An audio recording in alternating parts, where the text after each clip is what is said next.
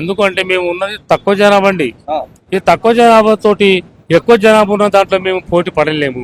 ఆ ఉన్న ఉద్యోగాల్లో మాకు కొంత మమ్మల్ని ఆ యొక్క మమ్మల్ని ఏ వాళ్ళు చేర్పించాలని మా డిమాండ్ అండి. వాళ్ళతో మేము తట్టుకోలేము. వాళ్ళకు మాకు ఎలాంటి అభ్యంతరకరం లేదు.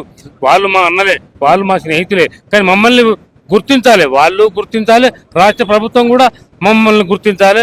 మేము ఏం వ్యాపారం చేస్తే ఏం చేస్తున్నాం, చిన్న చిన్న వ్యాపారం అండి. మేము పేపర్లు అమ్ముకొని, ఇనుప సామాన్ అమ్ముకొని, నూగుడు బండి చేసుకొని, మా ఆడవాళ్ళు గంపలు ఎత్తుకొని వాళ్ళు ఎంతో అద్భుతమైన జీవనం గడుపుతున్నారు. కాబట్టి మమ్మల్ని దయచేసి ఏ వాళ్ళు చేర్పించాలని మా డిమాండ్ చేస్తున్నామండి. మాలదాసరులము పూసలు అమ్ముకొని బతికినామండి. చిన్న చిన్న వ్యాపారాలు చేసుకొని జీవించి ఇప్పటిదాకా మా తల్లిదండ్రులు కూడా భిక్షాటన చేసి వాళ్ళకు అలసిపోయి చాలా మంది చిన్న వయసులోనే చనిపోయారు.